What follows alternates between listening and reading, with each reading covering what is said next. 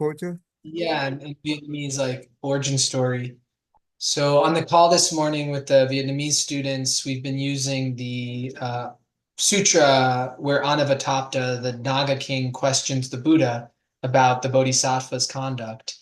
And when I was talking to the students, I just wanted to find a You way. mean Naga King, Mhm. the Dragon King?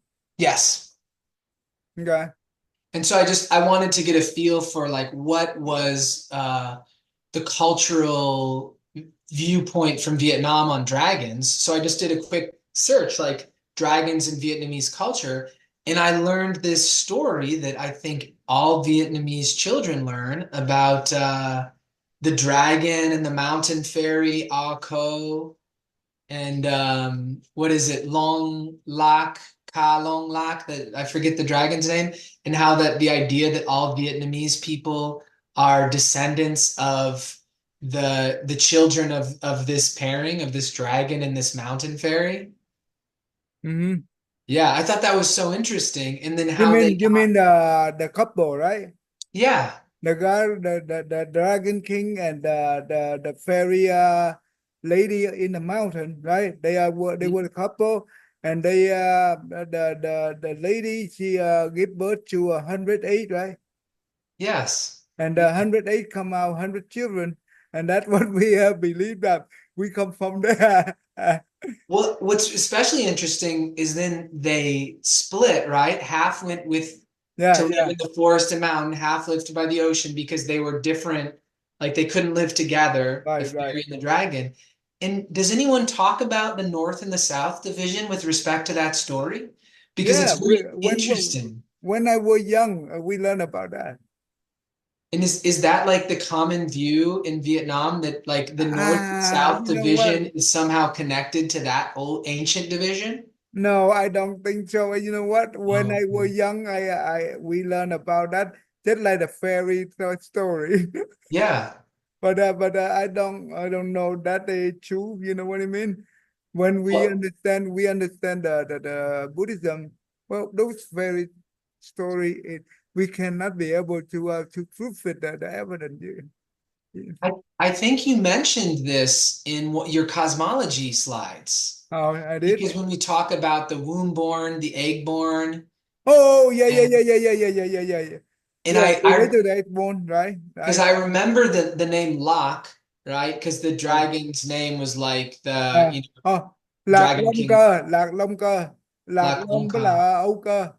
Yeah, and so you referred to that whole group of people, but then it was in the slide, it wasn't connected with the Vietnamese people and that whole story. So Okay, I see. it was really cool to because it's such an excellent story, you know? It's great to just the idea to be descended from a dragon in some way to me is really fascinating. The whole idea for that story is just signify it that with me children come from dragon and from the fairy lady mountain.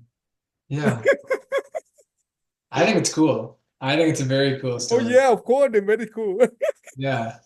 But I wish that one too.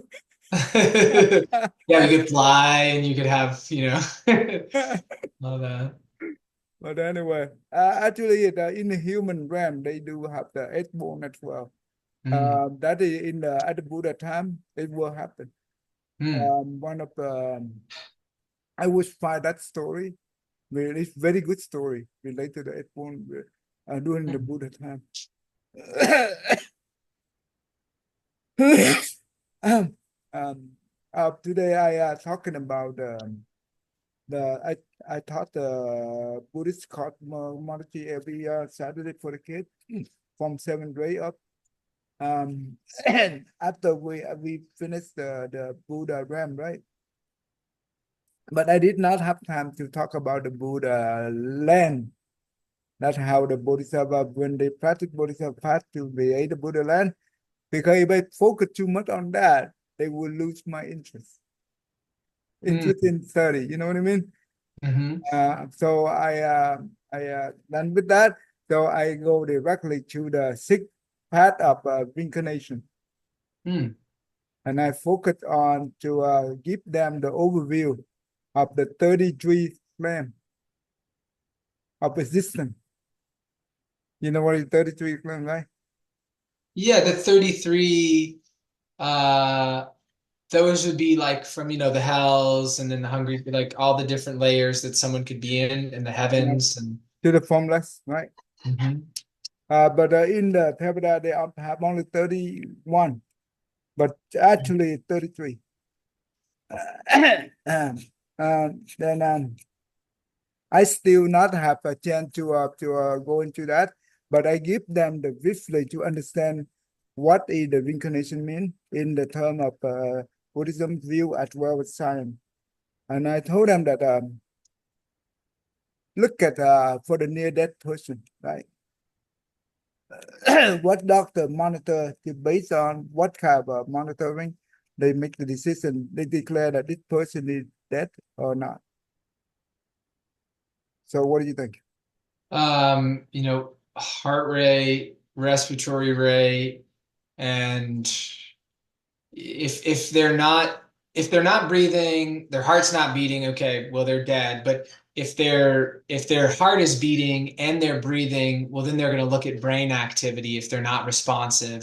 And So they're going to beside the heartbeat and the brain activity, which one is important? well, if the heart's not beating, then there's no reason to look at the brain because they're dead.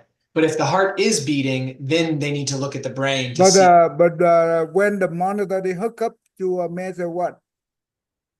Like the brainwave activity. Yeah, right. They based on the brain activity, right? When the heart no longer beat, you don't see the brain activity.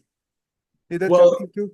they generally when we would like pronounce death, we wouldn't when I was in the hospital in my training, we wouldn't monitor brainwave activity if their heart wasn't beating. Ah. So if the heart stops beating, then it's like, okay, they're dead. But if the heart is still beating, but they're not responsive, then there's a way to try to figure out is do they still have what brain function do they have left?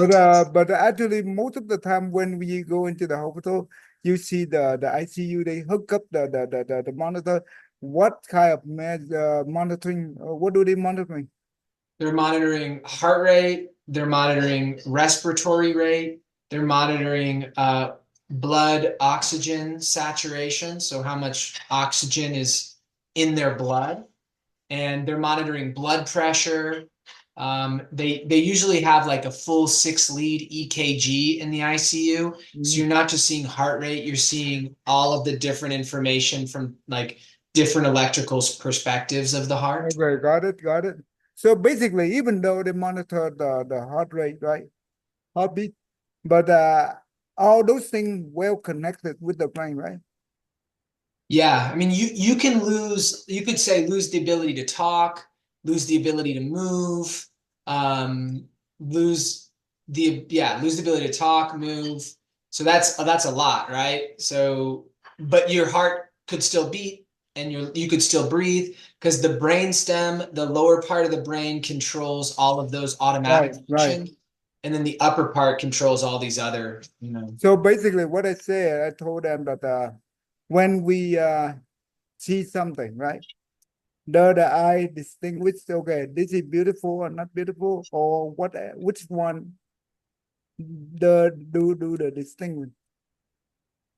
Yeah, I think that takes us to like the the point where we can begin to see through the idea of an individual self, because clearly the eye doesn't distinguish. But the brain And do, right? yeah, I guess we could say the brain, but even that I think is maybe because like the brain by itself doesn't really distinguish. Like Actually, the brain is just like the commander because the in the central, if I understand correctly, the central nervous system, right? They have two components. The one is the brain, the other one is the spinal cord, right?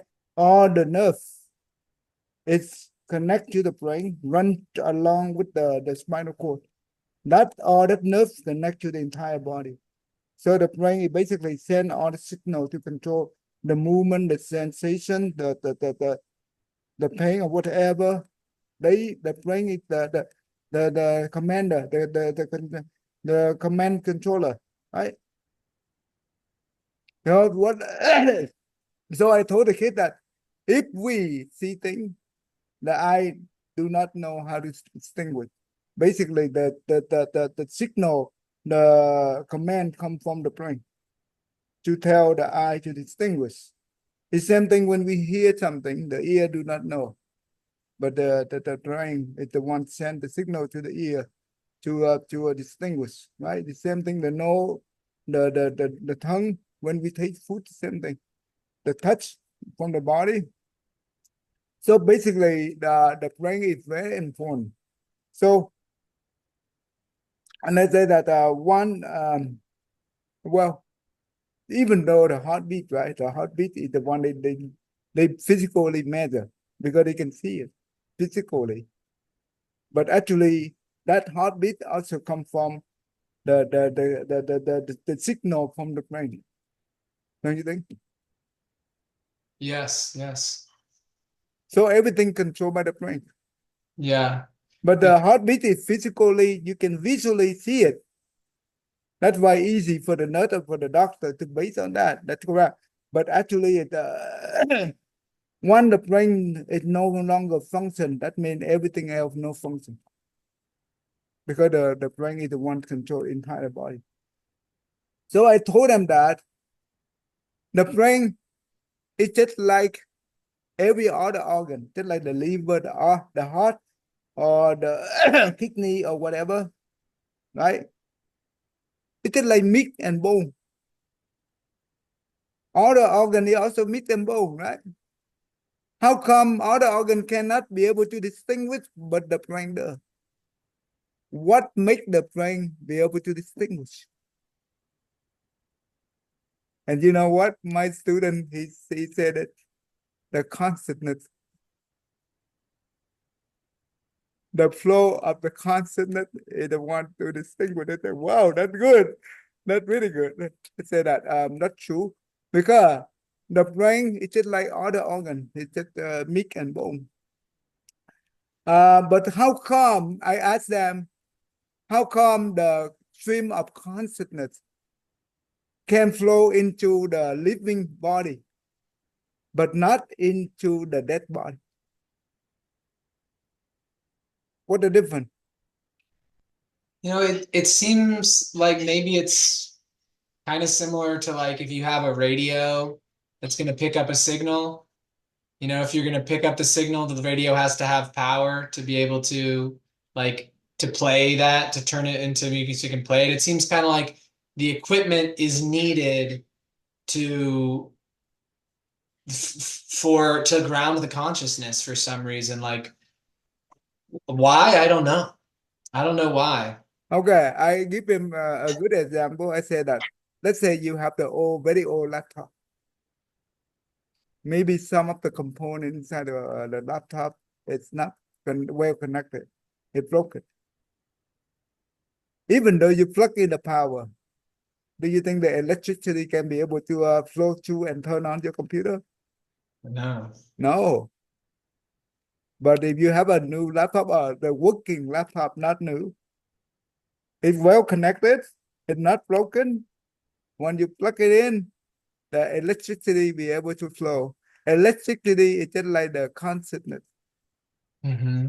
So our body, when we get old, when we get sick, the body organ become deteriorated. It no longer function, right? So even though the consciousness flow to it, the part is broken. It's no good. Then nothing works. Mm-hmm. But the consciousness flow into the living body. Yeah, the living body have a good body, right? It will work. So the same thing, the same idea. The consonant, they come from the Alaya consonant. That is the stream of consonant that carry all kind of information, include the power of the karma that we create in the past. And I give them another analogy that if you look at the robot, right? The robot, right?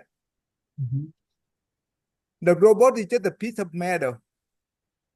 How come the robot know how to function, walking, moving, and acting just like similar to human? What makes the robot do that? I mean, ultimately, it's a program that's built off of duality. So on or off is the basic signal, and then built up from there are Right. all of these functions are built out of that That's right. That's right. initial distinction of just two That means things. we are the one who program the chip, and we insert that chip into the robot, the piece of metal, and because the robot well constructed, right? It's still new, it's still good. Then the electricity is flowing depend on the programming of turn on and off, just like you said, right? Mhm. So then who programming the chip? An engineer of some sort. People.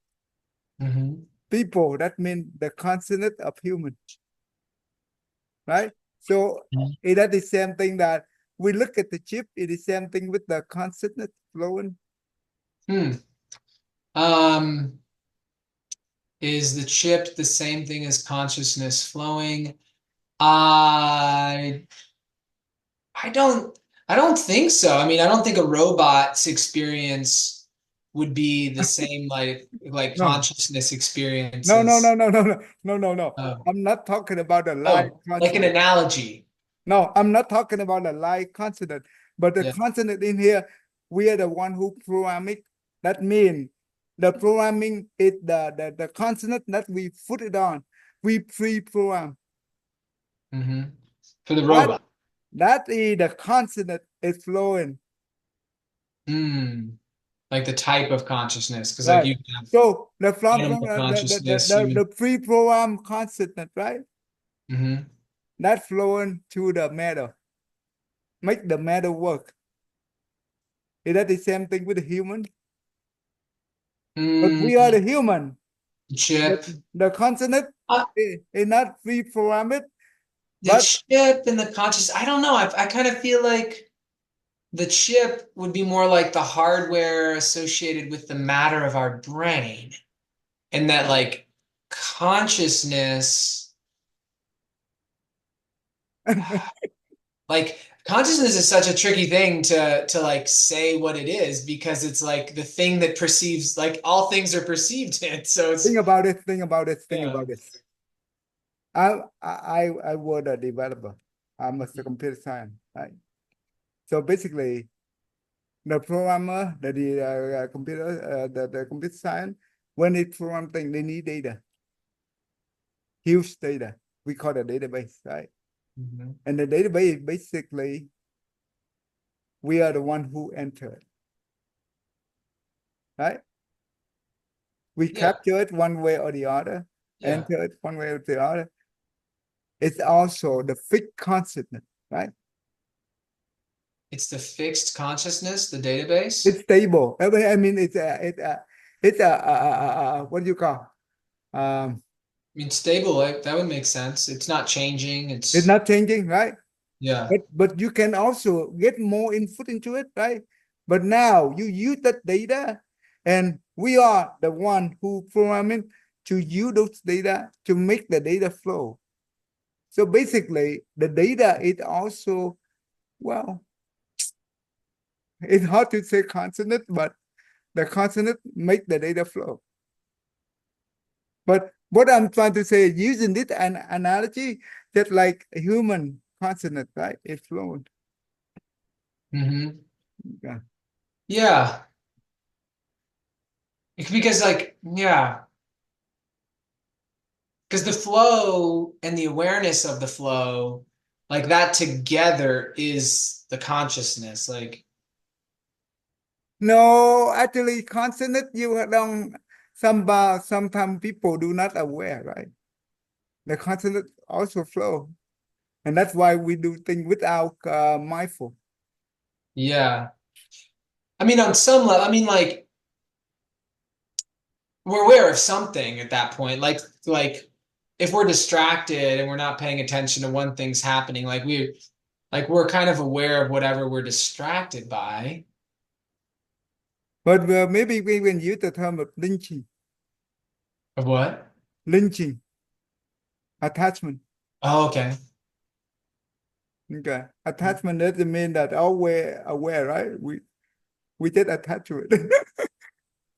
Yeah. Uh-huh. Like a clear awareness. Yeah, like it's just happening. Yeah, you Yeah. just attach to it, you don't aware. But anyway, um, Mm. I told the kid that today I just stopped right there because it took me an hour to explain the whole thing. And I said that, I told them that I asked them, do you like this kind of material? They said yes. I said, if you uh, be able to be patient and learn with me, the good thing about this learning, you understand. And they know that. I asked them that when we reborn, right? When we in after we die, where we go? Who create us? And they said the power of the karma. We are the one who create us. We are the one who create the destiny for ourselves. And I tell that, well, after you understand this, right? You will have you know that when we go to rebirth cycle, do we have a choice to choose where we go? No, we don't. The power of karma control that. Then that's very scary, right? That our power of karma will do that. But at least when you understand this, you know that you have the power to choose your own destiny by what are you doing right now? You can be able to control your own karma. Then you will be able to control somehow with your destiny in the future. And maybe before you don't know this, and you are born here, you don't even know why you are here, and you just enjoy what you have. And I asked them, what happened if you have a blessing and you exhausted? Where you go? You go up or you go down? And send the girl to see now it's 10, yeah, 10 away. Go down. I say go down very quickly. Okay. And I say that. But after you understand something about the Buddhist cosmology, at least you know that you are here for a reason. And once you understand that you have the power to control your destiny. And so you have a reason to live. You have a good mission to go. Instead of you focus on yourself, you focus on others. That's how you can change your destiny. I mean, go up instead go down.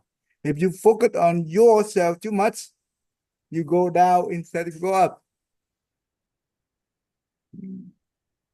So, okay, anyway, yeah. But they the children.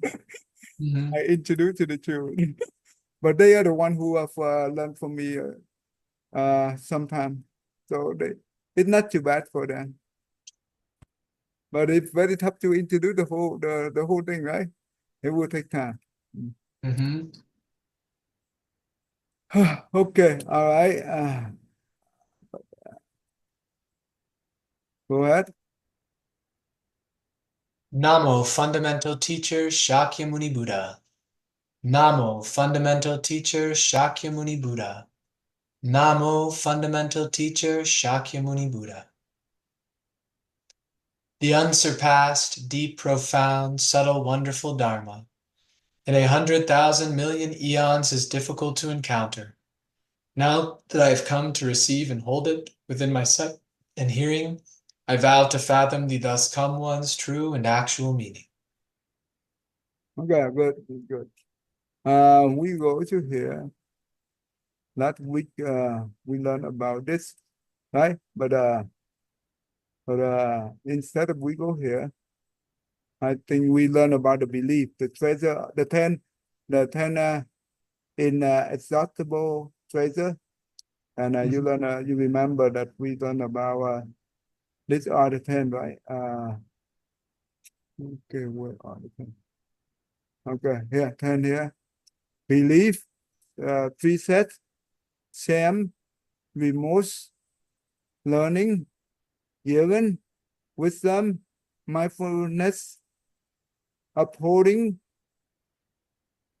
eloquent, right? So that's out of 10, and we're still in the first one, right? The treasure of belief. Here, let me go to here so we can read directly from here. We don't have to go through the commentary too much. Okay, so basically we already been through under belief. We learn about the Dharma empty, right? All Dharma empty, all Dharma without appearance, all Dharma without creation, without wish, right?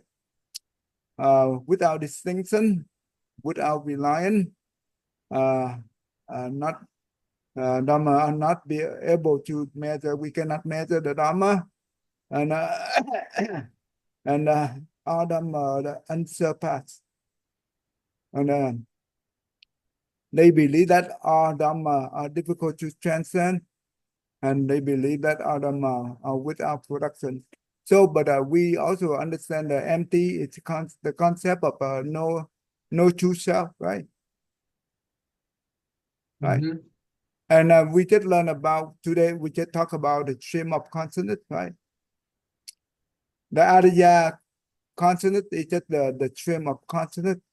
And in the stream of consciousness, you don't see any self, right? It's just a stream. You don't see the true self. And you don't see the true appearance. The appearance, or we call the existence, right? Only by the cause and the condition, right? That make the existence.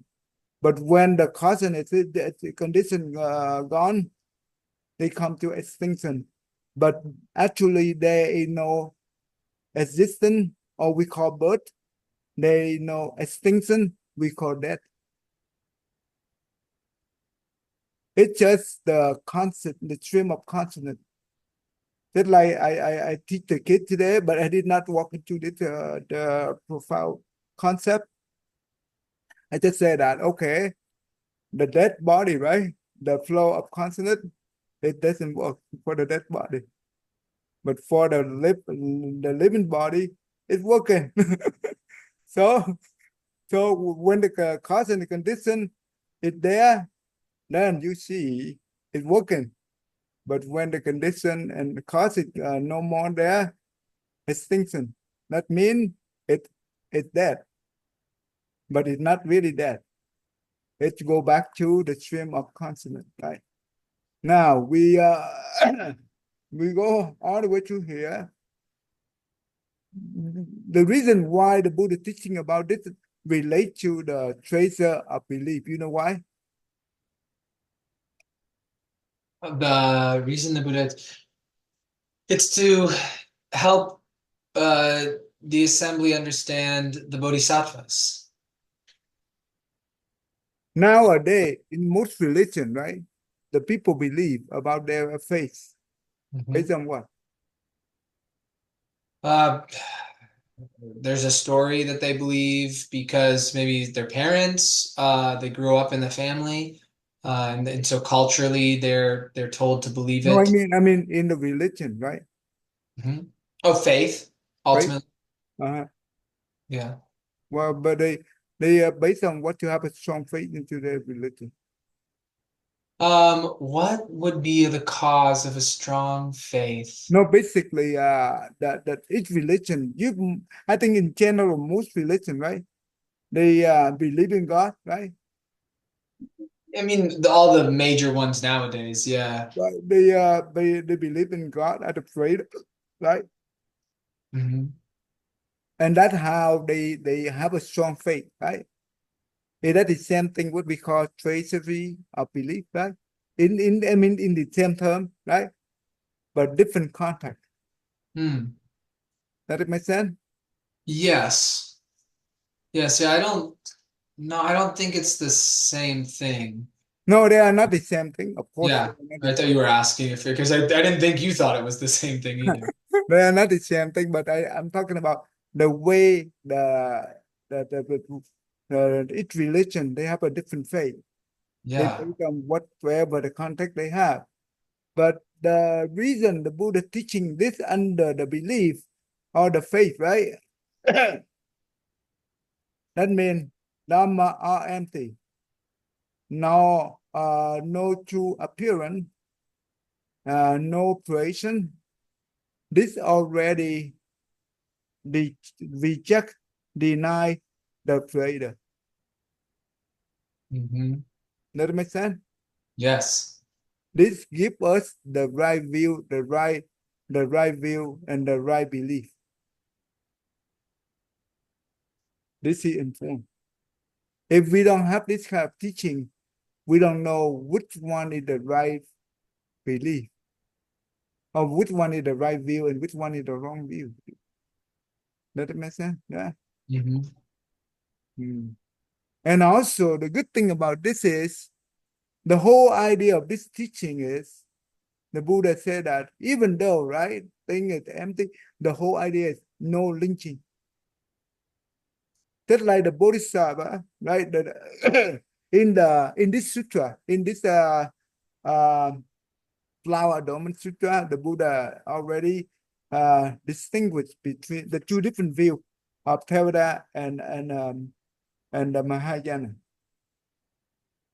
The Theravada, that means the Arhat and or the Pasika Buddha, they see all living beings as an illusion. It's not real. And also they are see the three realm of existence as a jail, as a prison. It's so suffering. That's why they want to escape as quick as possible. So when they attend the Dharma, the Arhat or the Pasika Buddha, the whole idea they want to enter into Nirvana as quick as possible. That is the Theravada view. And Mahayana view is yet Buddha and Bodhisattva also see all living beings, all Dharma. It's not real. It's illusion. Is that how you say illusion, right? But the difference is, yes, Buddha and Bodhisattva have the same view, just like the Arhat and Pasika Buddha. But the only difference is, due to that, the Bodhisattva and Buddha have a great compassion to save living beings. Why? Because they know that living being see things is real. Everything is real for living being, not illusion. Not like the sickly one, right?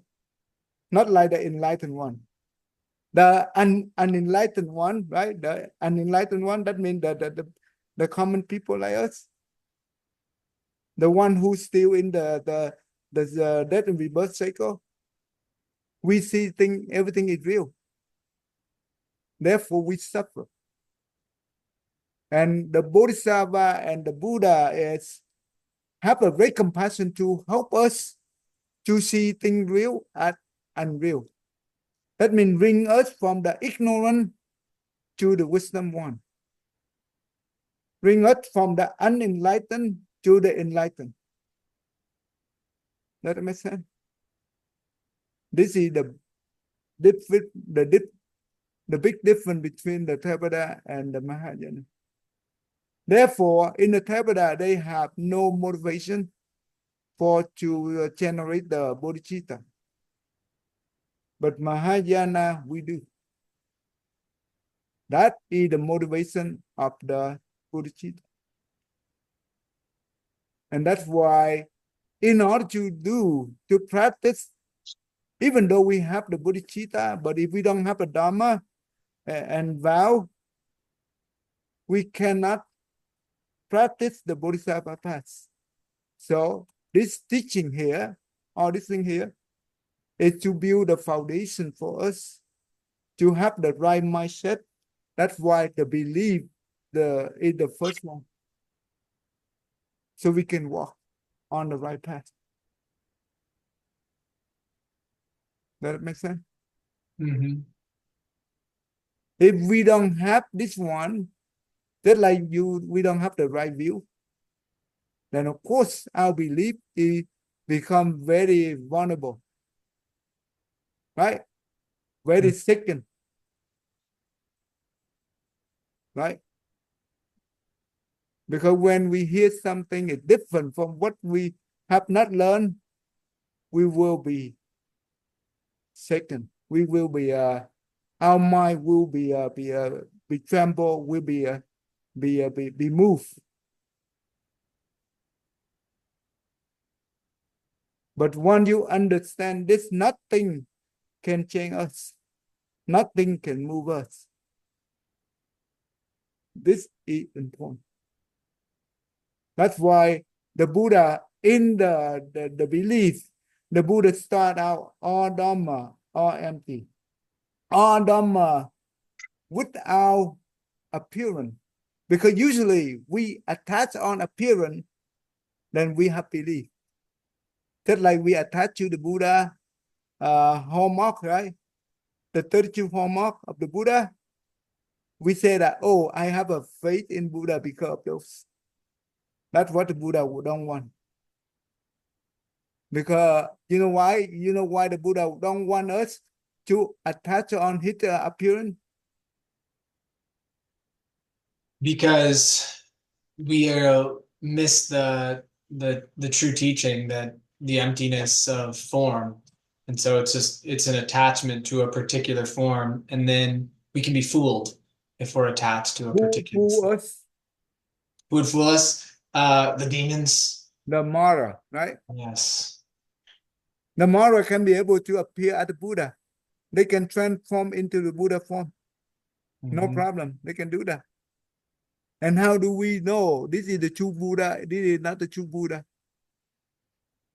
So this teaching here, do not attach on the appearance.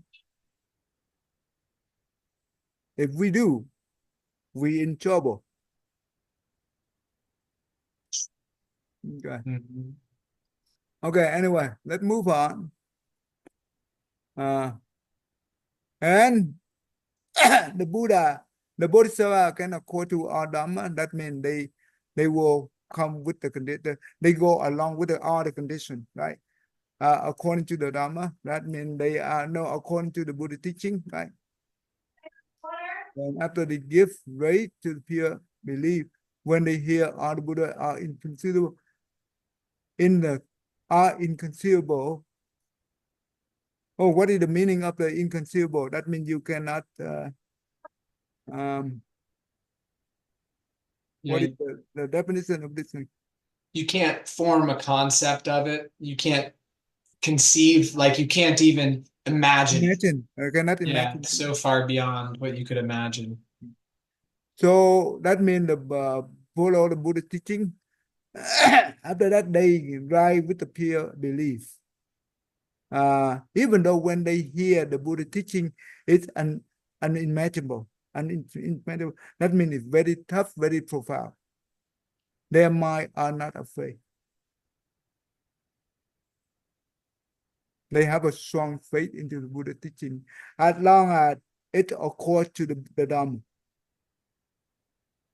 Everything has to accord to the Dharma. Doesn't matter what kind of Buddha teaching is. If not accord to the Dharma, then that means something wrong. Okay. That means the Mara appear as the Buddha. Then he tried to speak the Dharma. If he speak the Dharma, it's not accord to the Dharma that we learn.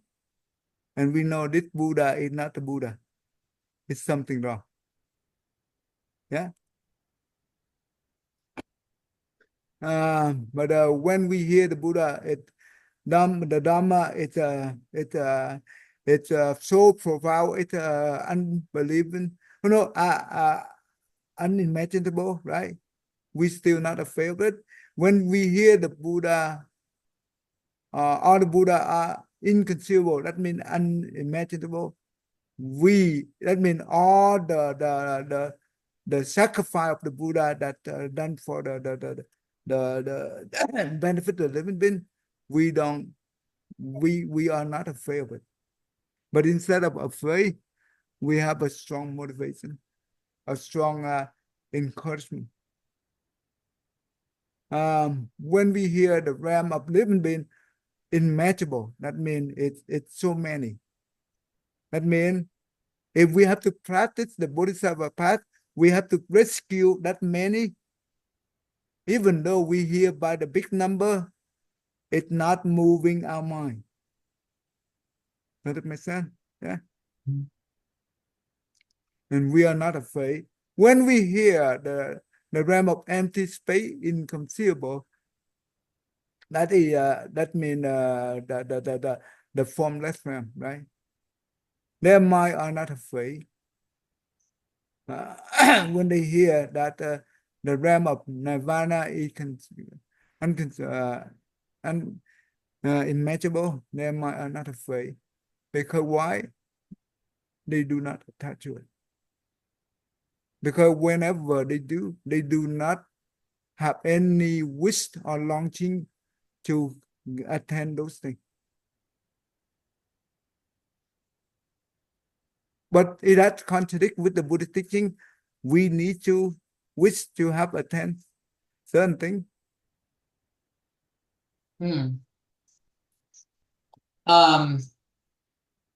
I think the wishing to attain something is hard to avoid for us, and so it's used as an expedient means.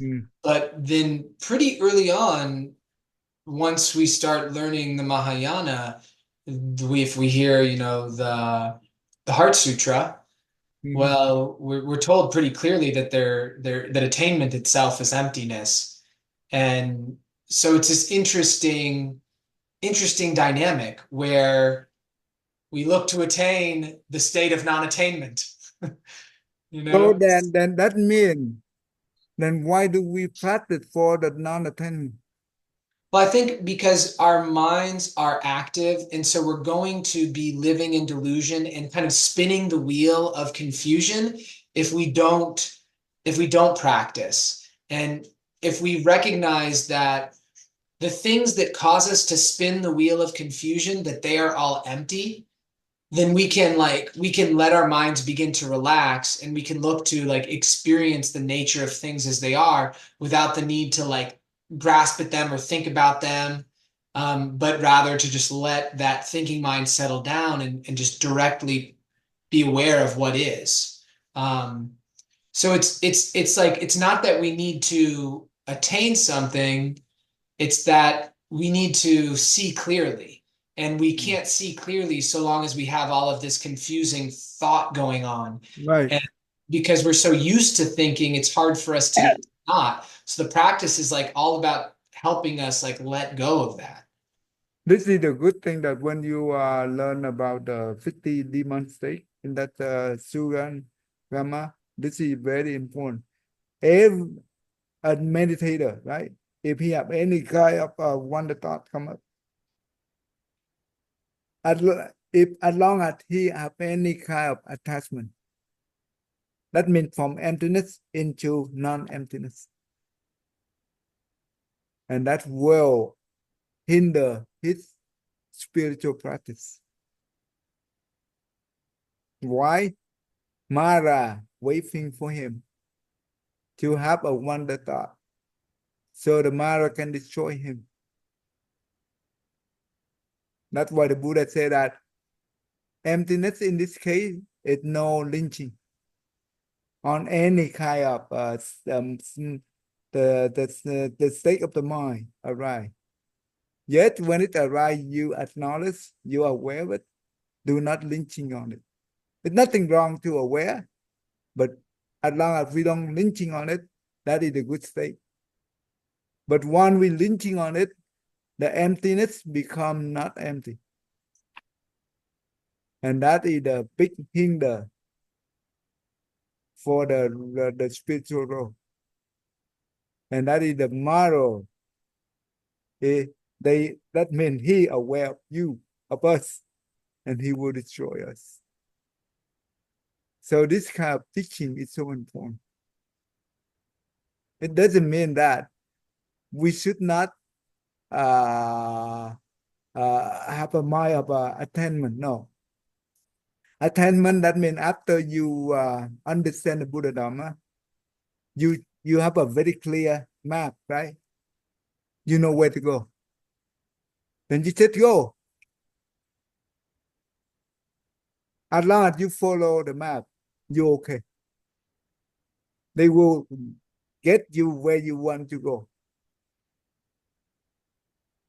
But as long as we have a one thought, we will get lost, even though you have a map, right?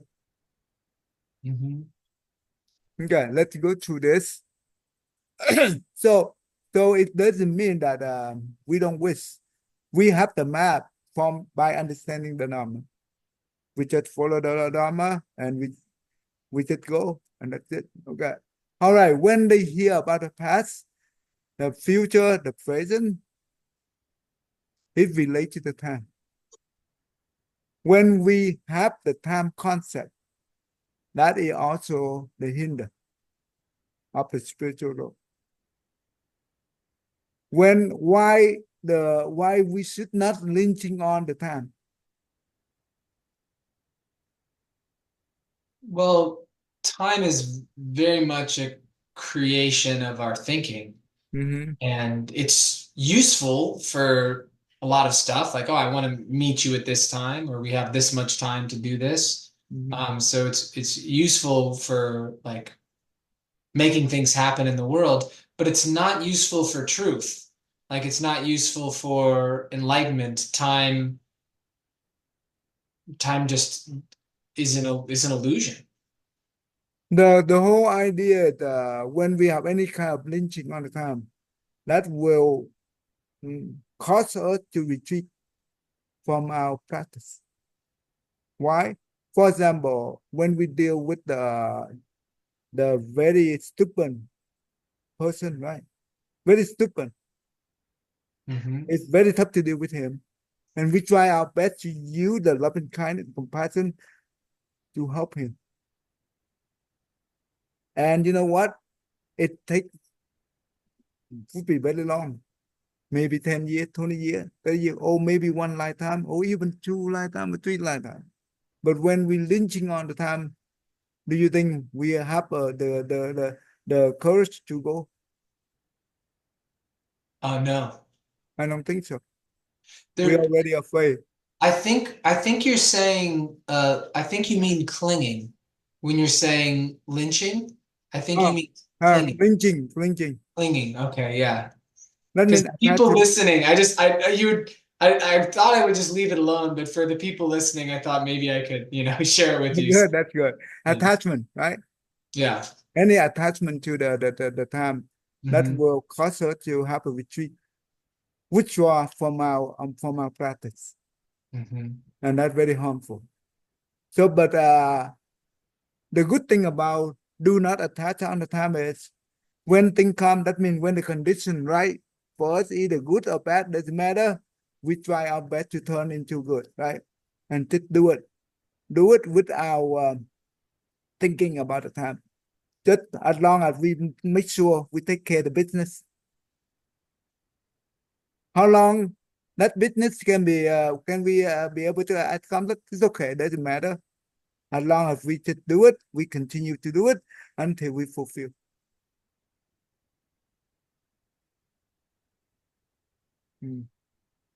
Then that the mindset we should have, and that makes us virtue. That require a lot of patience, loving kindness, and compassion.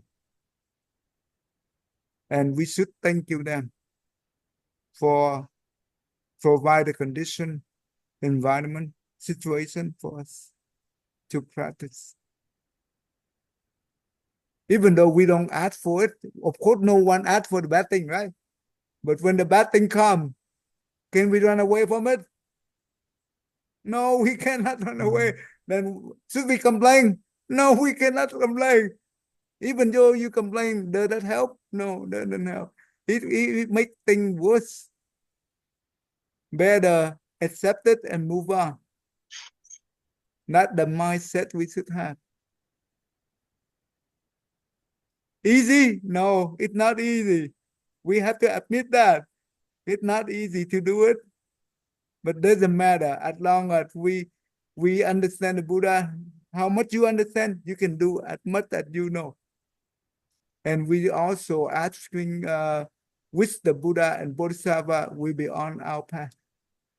Walk along with us. We are not alone by ourselves. Just remember that you are not alone by yourself when you're in trouble. But with a good heart, Buddha and Bodhisattva or the the wise advisor will walk with us. They never let us down. They will appear at the right time, at the right moment to help us. When I'm talking about this, let me tell you the story. Relate to the belief. I don't know you. Did I say you the story yet or not? The couple, right, before they get married, they are the two are very devoted Buddhism, right? They do all the good deeds and they practice Buddhism very diligently.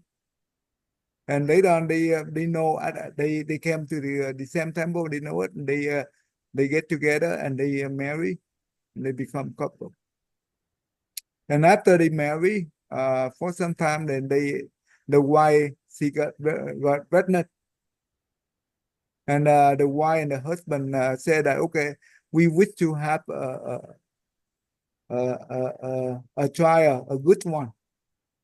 So what did they do? They recite the Bodhisattva Sutra for every day. Every day they do that until the baby come out.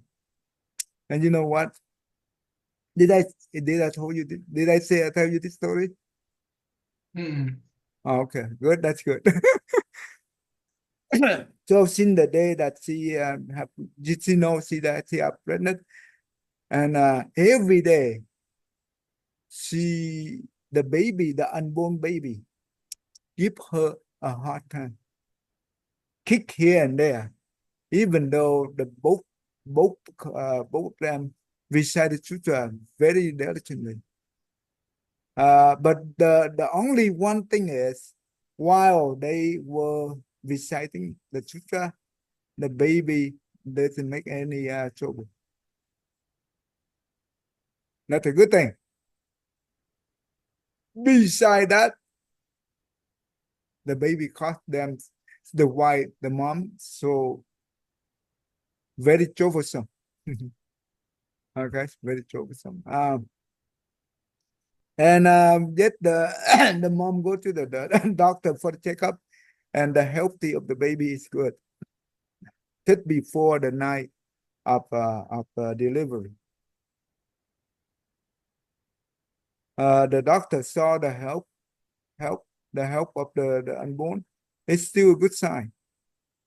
And on the day she delivered, you know what happened? When the doctor went through the surgery, and the baby inside is dead. It's a dead baby. And you know what? If we in this situation, we believe in the Buddha and we practice the Buddha teaching so diligently and very devoted to Buddhism, what is your feeling at that moment? Well, if someone is like really unwavering, I think it'd be different than if someone maybe had some doubt. I think they would there would obviously be a lot of emotion, and probably initially someone who was a sincere practitioner, they would have to allow space for the emotion and to like experience that and let that calm down. But then the thinking about it, like what did it mean? What happened? I was doing the sutra. Why didn't it protect the baby? Well, there are all sorts of karmic situations that are really beyond our ability to perceive. Who knows? Who And knows?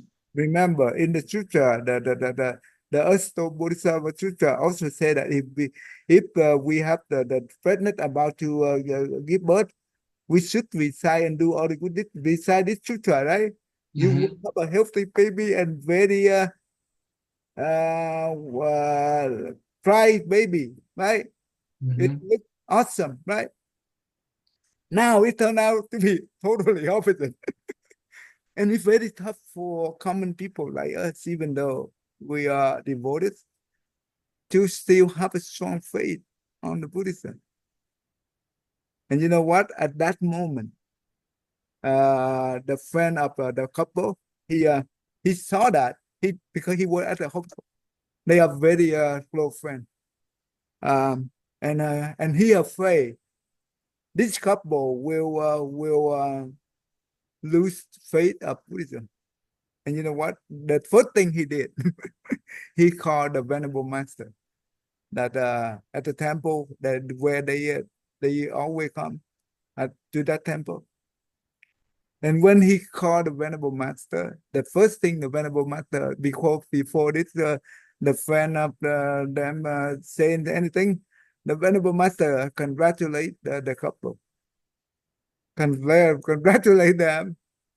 This is uh, awesome, great, awesome, and and this the friend of a couple, he said, "What? Why the Venerable Master said that?" And the Venerable Master told him, "Now you go back and you ask the husband all the thing that I'm going to tell you. Ask him, was that his grandfather was a butcher in the past? One thing. And was his grandfather, before his grandfather died, he wore hand upside down and were beating by the stick for maybe a couple of days before he passed away.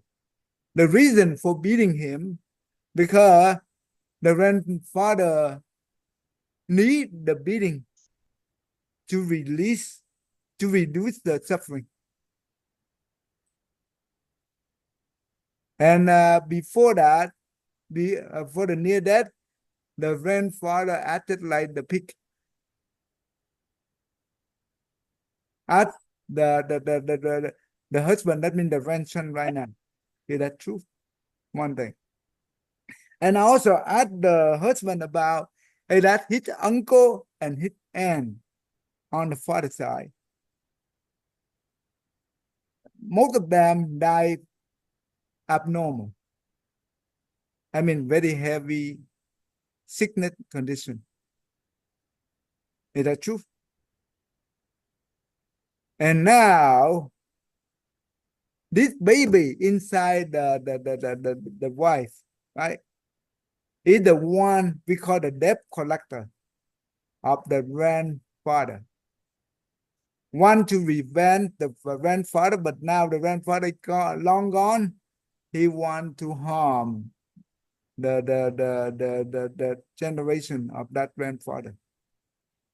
So the grandson, right? That means the unborn child now is dead. That we call the debt collector. The whole idea, he want to go in here and he want to destroy the family. But luckily, this unborn died on the day before the delivery. Imagine if the unborn trial successfully deliver, what do you think will happen to the family? Well, it'd be miserable. Miserable for the whole family. Well, not only the family of the grandson, but the generation to go from up even previous generation as well. It's terrible. But why? But the good thing is, why the grandson not die early? No, I mean the unborn not die earlier, but have to wait until one day before. I don't know. I don't know. Not Okay. sure. And the good thing is, when the couple recite the sutra, the unborn listen to the sutra. During the time he listened to the sutra, he did not make any trouble. He did not cause any trouble for the mom. And why he had to wait until one day before the delivery he died? Because maybe he want to listen to the sutra. What is the whole idea? That means the couple, he recited sutra, due to that recitation, he be able to untie the knot of the revenge. That means convert the revenge into no more revenge. That means unborn child die because he already liberated and go up instead of go down. Does that make sense? Mm-hmm. And actually, this person went back and talked to the husband privately, and the husband admitted, and he said, "Yes, that's correct." The reason I did not want to talk about my grandfather because the way he died is terrible. I don't want the family business uh, in a business. Other people know it. That's why we hide those things. And he also acknowledged that his aunt and uncle is died very terrible. And now he delivered the message from the grandmaster. This was a good news, not a bad news. And from there, they both even have strong faith into Buddhism. Don't you think this is connected with what I study? In the sense of, yeah, the inconceivability of it. Yeah, Yeah. it's very hard to believe, right? But I mean, once the fact that the Venerable Master knew what happened to the grandfather, that makes it easier to believe. right, But without that, yeah, it would be exceptionally difficult to believe. right. That means this couple have a blessing to have this such a good master. Advise him, advise them, right? Teach them. So just like if we don't have the brain master, the venerable master like this, it's very tough for the common people to be able to contemplate. But if we in this situation, if we don't have the venerable master like that, how do we be able to overcome it? I mean, through faith, we'd have to understand that, that there are different karmic circumstances that can arise, and that we just don't understand this karmic circumstance. The only thing is what we can ask ourselves. Everything happened for a reason. It's not from sky. They don't drop from sky. It's a reason. That means because we did this we did this in the past. Now this thing happened. If we did not do that thing in the past, this thing will not happen. Because this is the cause arising condition, right? We learn about the the interconnect, the dependent on nation. Right? Mm-hmm. And doesn't matter, good or bad, they come, they always have a reason.